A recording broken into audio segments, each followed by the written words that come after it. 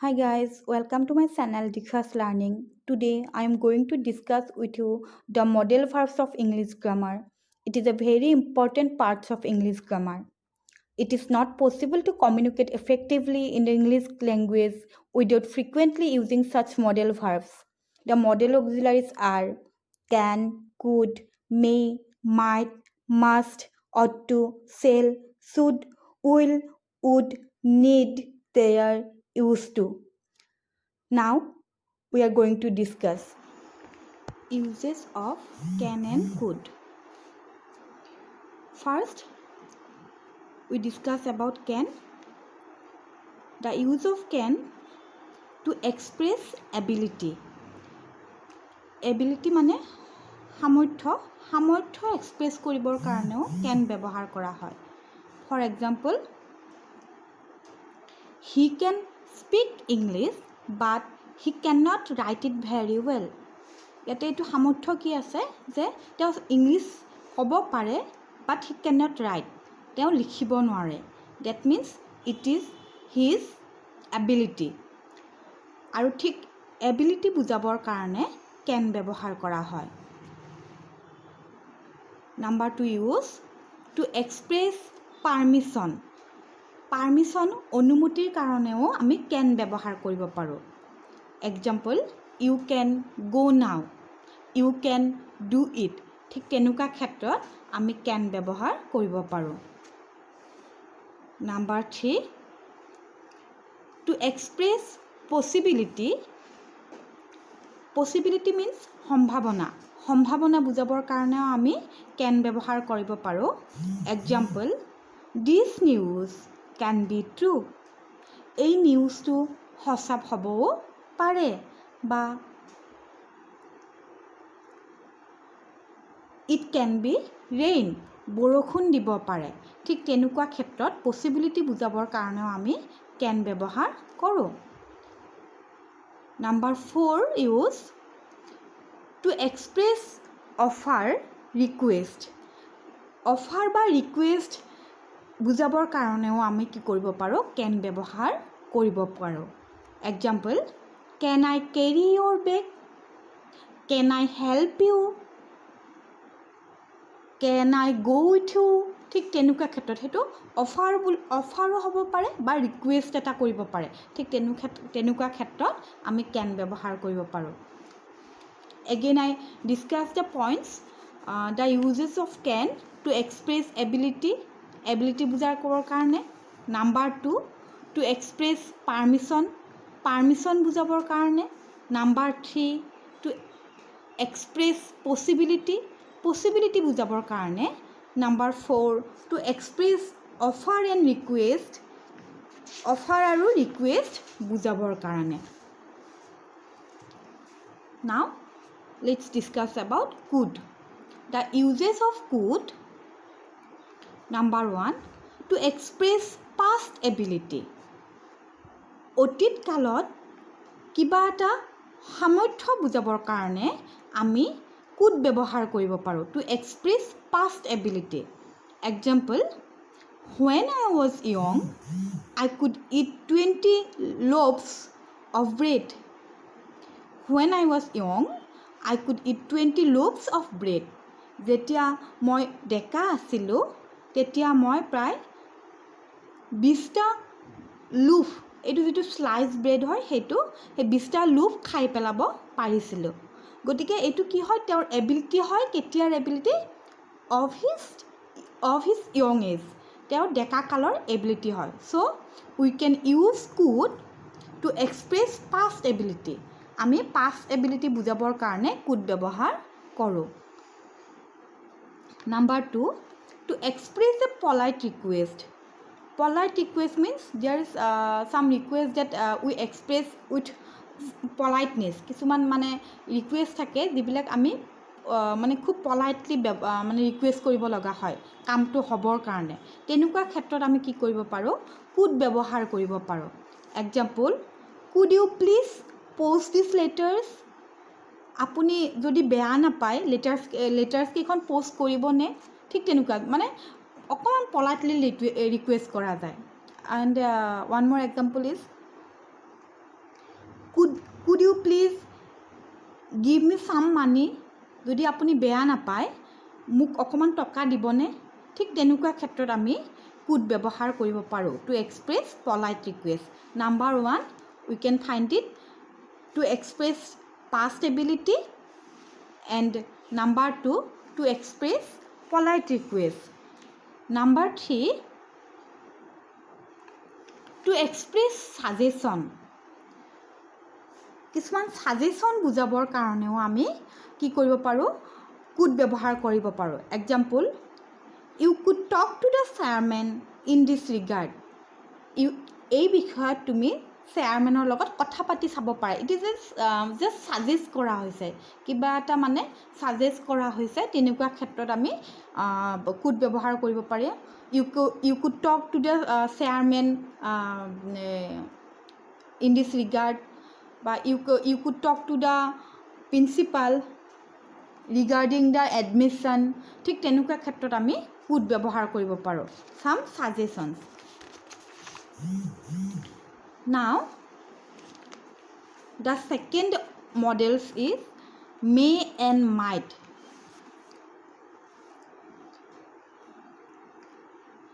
Uses of may. First we discuss uses of may. To express possibility as like as can may also use to express possibility canor nisnake may is also used to express possibility সম্ভাৱনা বুজাবৰ কাৰণে আমি may ব্যৱহাৰ কৰিব পাৰোঁ যেনে it may rain today he may come ঠিক তেনেকুৱা যে আজি বৰষুণ দিব পাৰে he আহিব পাৰে as like as that type of sentence. After that to express permission as like as can also you can use may to express permission অনুমতিৰ কাৰণেও আমি may ব্যৱহাৰ কৰিব পাৰোঁ you may go now you may come here ঠিক তেনেকুৱা ক্ষেত্ৰত আমি may ব্যৱহাৰ কৰিব পাৰোঁ. Number 3, to express wish or prayer in optative sentence. Optative sentence কেনেকুৱা হয় যিবিলাকত মানে তোমাৰ ইচ্ছা আশীৰ্বাদ অভিপ্ৰায় তেনেকুৱা সেন্টেন্সবিলাক তেনেকুৱা ধৰণৰ সেন্টেন্সবিলাক অপটেটিভ সেন্টেন্স হয় আৰু অপটেটিভ সেন্টেন্সত উইচ বা প্ৰেয়াৰ বুজাবৰ কাৰণে উই কেন ইউজ মে ব্যৱহাৰ কৰিব পাৰোঁ example may success kiss your feet. After that to express request বুজাবৰ কাৰণেও আমি অনুৰোধ বুজাবৰ কাৰণেও আমি মে ব্যৱহাৰ কৰিব পাৰোঁ example may I have your pen please may I have your book please ঠিক তেনেকুৱা ক্ষেত্ৰত আমি মে ব্যৱহাৰ কৰিব পাৰোঁ. নাম্বাৰ 3, টু এক্সপ্ৰেছ অফাৰ বুজাবৰ কাৰণেও কাৰোবাক কিবা এটা অফাৰ দিবৰ কাৰণেও আমি মে ব্যৱহাৰ কৰিব পাৰোঁ. May I help you offer এটা দিছোঁ যে মই তোমাক হেল্প কৰিব পাৰিমনে may I help you. The use of might example as the past form of may he said to me I may teach you English. We can use might as the past form of may. May past form কি হয় might হয় আমি তেনেকৈ might to use কৰিব পাৰোঁ example he said to me I may teach you English.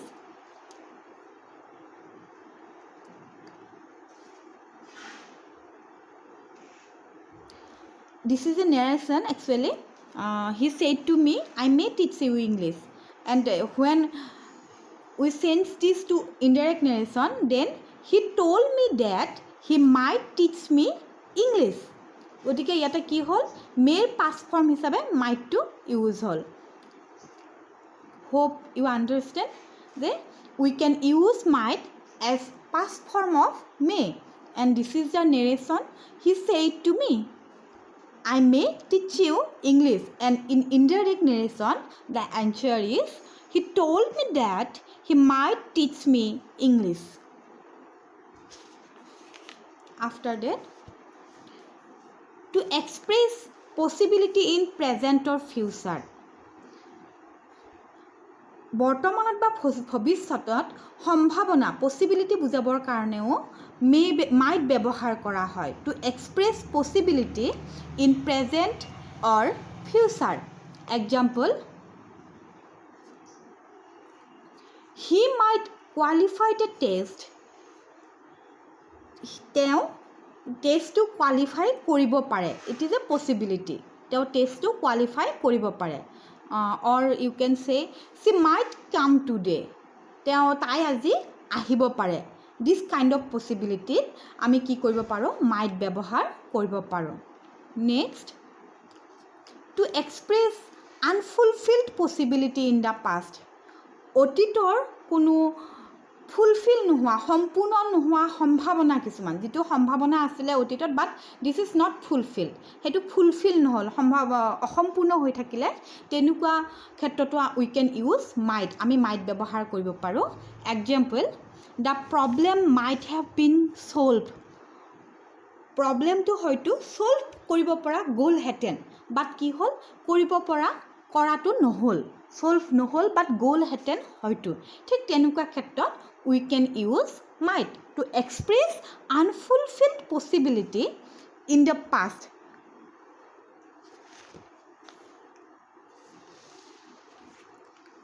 After that, the use of must to express necessity, compulsion in the present. বৰ্তমানত প্ৰয়োজনীয়তা খুব বেছি প্ৰয়োজন বুজাবৰ কাৰণে মাষ্ট ব্যৱহাৰ কৰা হয় to express necessity compulsion in the present খুব প্ৰয়োজনীয়তা বুজাবৰ কাৰণে বৰ্তমানত কি ব্যৱহাৰ কৰা হয় মাষ্ট ব্যৱহাৰ কৰা হয় এক্সাম্পল আই মাষ্ট গো নাও মই এতিয়া যাব লাগিব he must consult a good doctor at once এইখিনি সময়ত তেওঁ এজন ভাল ডক্টৰ কনচাল্ট কৰাটো দৰকাৰ ঠিক তেনেকুৱা খুব প্ৰয়োজনীয় ক্ষেত্ৰত আমি মাষ্ট ব্যৱহাৰ কৰিব পাৰোঁ next to express a permanent prohibition মানে পাৰ্মানেণ্ট বাধা যেনে ট্ৰেফিক ৰুলৰ ওপৰত বা কিছুমান স্কুলত যিবিলাক মানে ৰুলছ থাকে সেইবিলাক মানে তেনেকুৱা ক্ষেত্ৰত আমি যিবিলাক বাধা হয় মানে ষ্ট্ৰিক্ট ৰুল কিছুমানৰ ক্ষেত্ৰত আমি মাষ্ট ব্যৱহাৰ কৰিব পাৰোঁ example we must not disobey the traffic rules আমি কেতিয়াও ট্ৰেফিক ৰুলছবিলাক ডিছঅবে কৰিব নোৱাৰোঁ অমান্য কৰিব নোৱাৰোঁ আমি কেতিয়াও ট্ৰেফিক ৰুল অমান্য কৰিব নোৱাৰোঁ ঠিক তেনেকুৱা ক্ষেত্ৰত আমি কি কৰিব পাৰোঁ মাষ্ট ব্যৱহাৰ কৰিব পাৰোঁ to express a permanent prohibition next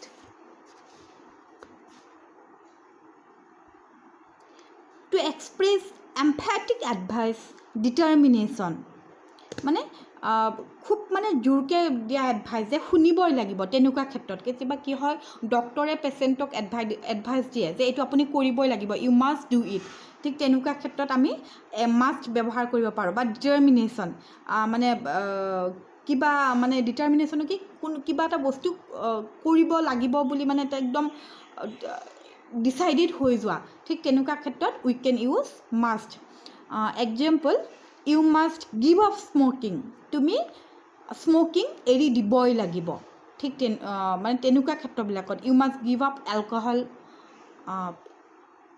U must give up bad habits ঠিক তেনেকুৱা ক্ষেত্ৰত we can use must after that to express a sense of duty মানে আমাৰ কিছুমান ডিউটি থাকে দায়িত্ব সেইবিলাক বুজাবৰ কাৰণেও we can use must for the example we must respect our elders আমি সদায় আমাৰ ডাঙৰবোৰক সন্মান কৰিব লাগে after that to express strong possibility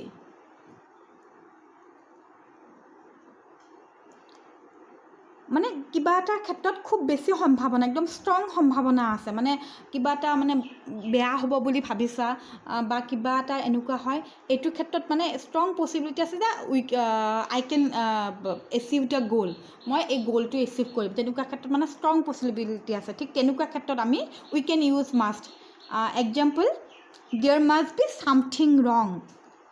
There must be something wrong. তাত কিবা এটা নহয় কিবা এটা wrong হৈ আছে ভুল হৈ আছে এটা strong possibility কেতিয়াবা কি হয় six sense এটা থাকে যেটো আমাৰ strike কৰে মনত হেতু বুজাবৰ কাৰণে একদম strong possibility এটা বুজাবৰ কাৰণে we can use must. There must be something wrong. That kind of sentences. After that, the next is shall and will. Generally, we also know that shall and will use in future tense, and with I and we can use shall, and with others you and others we can use will.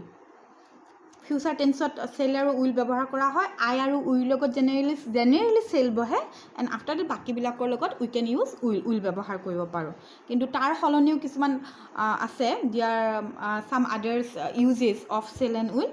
Let's discuss the other uses here. In future tense shall is used with I and will is used second person and third person. I have already told you future tense ot etu ব্যবহাৰ হয় I আৰু will লগত shall and will is with others words বাকি বিলাকৰ লগত will ব্যৱহাৰ কৰা হয়. Now others points are will is used with first person to express intention, determination, promise, warning. Sometimes with first person, that means with I and we, sometimes will is also used to express intention, determination, promise and warning. Ketiaba ki hoy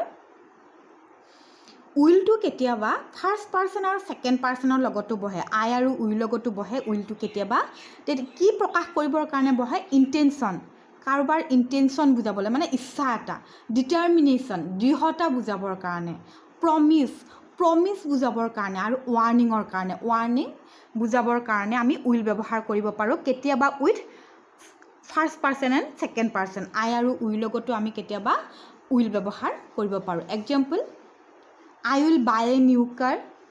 This is an intention যে মই এখন নতুন গাড়ী কিনিম will do or die আমি হয় কৰিম নহয় মৰিম this is determination দৃঢ়তা হয় এটো and after that I will support you it is a promise যে মই promise কৰিছো I will help you I will support you and that there is not I shall help you there is I will help you I will support you but it's kind of a promise so there is use will next after that we will teach you a lesson.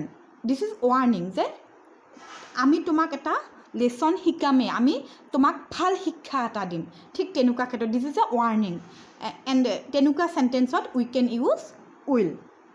Okay, again I repeat the point. Will is used with first person to express intention, determination, promise and warning. Generally ketiaba I aru will logoto will bohe ketia intention bujabor karone ইচ্ছা বুজাবৰ কাৰণে ডিটাৰমিনেশন বুজাবৰ কাৰণে দৃঢ়তা বুজাবৰ কাৰণে promise বুজাবৰ কাৰণে warning বুজাবৰ কাৰণে then I will buy a new house we will do or die we will definitely do the work ঠিক তেনুকা this is a determination I will help you I will support you we will teach you a lesson as like as this kind of sentences. Children, I hope you understand better. After that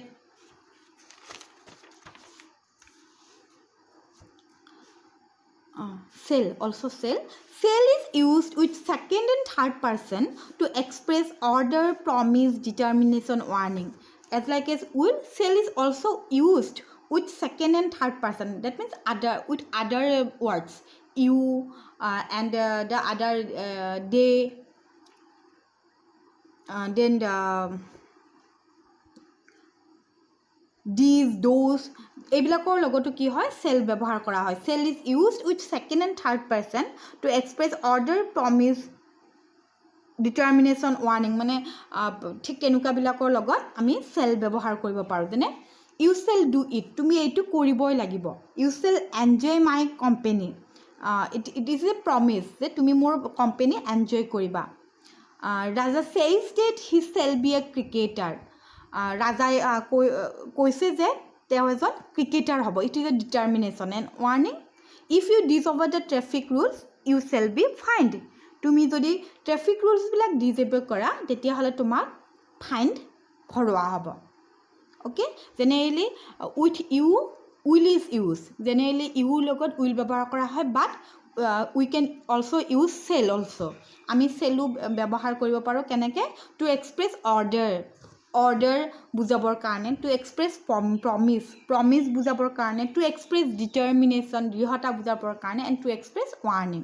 যেনে you shall do it, you shall go' now, you shall enjoy my company, Raja says that he shall be a cricketer. If you disobey the traffic rules, you shall be punished. Okay? After that, the use of should. Number 1, to express advice and suggestion. উপদেশ বুজাবৰ কাৰণে, কিবা এটা উপদেশ দিয়া বা suggest কৰা, ঠিক তেনেকুৱা ক্ষেত্ৰত আমি should ব্যৱহাৰ কৰিব পাৰোঁ। Example, one should speak the truth, কোনো সদায় সঁচা কথা, সকলোৱে সদায় সঁচা কথা ক'ব লাগে, কোৱা উচিত। You should take daily exercise, তুমি সদায় ডেইলি এক্সাৰচাইজ কৰিব লাগে। ঠিক তেনেকুৱা ক্ষেত্ৰত one should speak the truth, you should take daily exercise, ঠিক তেনেকুৱা ক্ষেত্ৰত we can use should. After that, to express moral obligation, নৈতিক কৰ্তব্য, মৰেল অব্লিগেশ্যন মিনছ নৈতিক কৰ্তব্য, ঠিক তেনেকুৱা ধৰণত বুজাবৰ কাৰণেও আমি শুড ব্যৱহাৰ কৰিব পাৰোঁ। Example, we should help the poor, আমি কি কৰিব লাগে? দুখীয়াক সহায় কৰিব লাগে। We should be obedient to our parents, আমি সদায় আমাৰ পেৰেণ্টছৰ কাৰণে অবিডিয়েণ্ট হ'ব লাগে। We should be obedient to our teachers, আমি সদায় আমাৰ টিচাৰ্ছৰ কাৰণে অবিডিয়েণ্ট হ'ব লাগে। It is a moral obligation, it is a duty, moral duty, আমাৰ মৰেল ডিউটি হয়। তেনেকুৱা ক্ষেত্ৰতো আমি শুড ব্যৱহাৰ কৰিব পাৰোঁ। After that, would, to express determination, দৃঢ়তা বুজাবৰ কাৰণে উড ব্যৱহাৰ কৰা হয়। Example, I would stand by you in any trouble, তোমাৰ যিকোনো বিপদত মই তোমাৰ কাষত থিয় হৈ থাকিম, মই তোমাৰ কাষত থাকিম। This is a determination, this is a দৃঢ়তা। তেনেকুৱা ক্ষেত্ৰত আমি উড ব্যৱহাৰ কৰিব পাৰোঁ। To express polite request, as like as could, would is also' used to express polite request. Earlier we can find also one model, could, and later and now I find also the model is would. Would you help me, তুমি মোক help কৰিবানে? Would you mind closing the door, তুমি যদি বেয়া নোপোৱা ডোৰখন দৰজাখন বন্ধ কৰি দিবানে? যে পলাইট ৰিকুৱেষ্ট হয়, তেনেকুৱা ক্ষেত্ৰত উড ব্যৱহাৰ কৰিব পাৰোঁ। After that, to express wish, offered, invitation, etc. As like as could, to express wish, ইচ্ছা বুজাবৰ কাৰণে, offer and invitation. Example, I would like to say something, I would like to invite our guest. ঠিক তেনেকুৱা ক্ষেত্ৰত যে আমি কিবা এটা ক'ব বিচাৰোঁ বা আমি কি কৰিম, আমাৰ গেষ্টজনক মাতিবলৈ বিচাৰোঁ, ঠিক তেনেকুৱা ক্ষেত্ৰত উড ব্যৱহাৰ কৰা হয়। After that, ought to,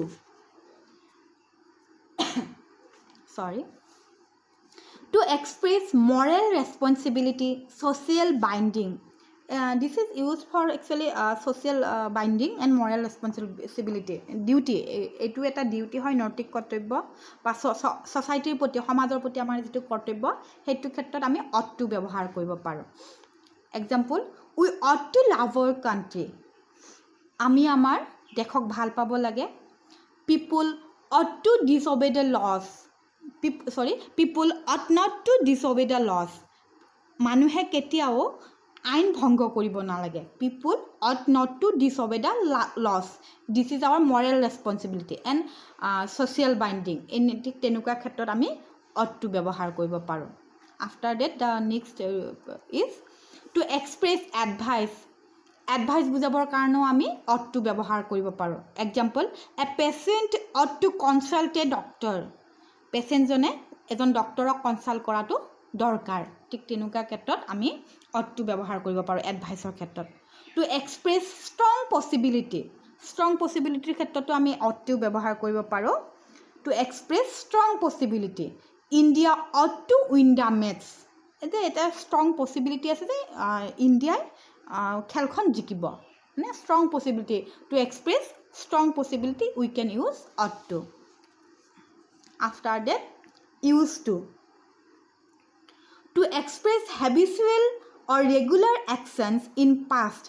অতীতত যদি কোনো হেবিচুৱেল অভ্যাস কিছুমান থাকে অতীতত, মানে যেতিয়া তেওঁ যেনিবা এতিয়া বুঢ়া হৈছে, ডেকা হৈ থাকোঁতে কিবা অভ্যাস আছে, ঠিক তেনেকুৱা ক্ষেত্ৰত আমি we can use to express habitual or regular actions in past, we can use to. Example, I used to walk 10 kilometers every day when I was young. I used to walk 10 kilometers every day when I was young. যেতিয়া মই ডেকা আছিলোঁ, মই সদায় 10 kilometre খোজ কাঢ়িছিলোঁ. This is his ability. When he was young, যেতিয়া তেওঁ ডেকা আছিলে, সেইটো তাৰ এবিলিটি আছিলে. After that, the last is need/dare. Need is used to express necessity. Need is used to express necessity. Necessity বুজাবৰ কাৰণেও need ব্যৱহাৰ কৰা হয়. Example, he needs money. You will need my support. I need your help. ঠিক তেনেকুৱা ক্ষেত্ৰত this is মানে প্ৰয়োজনীয়তা বুজাবৰ কাৰণে we can use need. And after that, the dare is used to express challenge. কিবা ক্ষেত্ৰত চেলেঞ্জ দিয়াৰ ঠিক তেনেকুৱা ক্ষেত্ৰত আমি dare ব্যৱহাৰ কৰিব পাৰোঁ. Dare is used to express challenge. Example, how dare you enter without permission. তুমি উইদাউট পাৰ্মিশ্যন সোমাবলৈ ক'ত সাহস পালা. Generally we can use this sentence, how dare you, তুমি ক'ত সাহস পালা টু বিহেভ লাইক ডেট, এনেকৈ মানে বিহেভ কৰিবৰ কাৰণে তুমি ক'ত সাহস পালা. আমি জেনেৰেলি ইউজ কৰোঁ হাউ ডিয়াৰ ইউ. এণ্ড বা মুভিজবিলাকত, চিৰিয়েলছবিলাকত, টিভি চিৰিয়েলছবিলাকতো আমি জেনেৰেলি এই ৱৰ্ডটো শুনা পাওঁ. হি ডেয়াৰ নট চে চ'.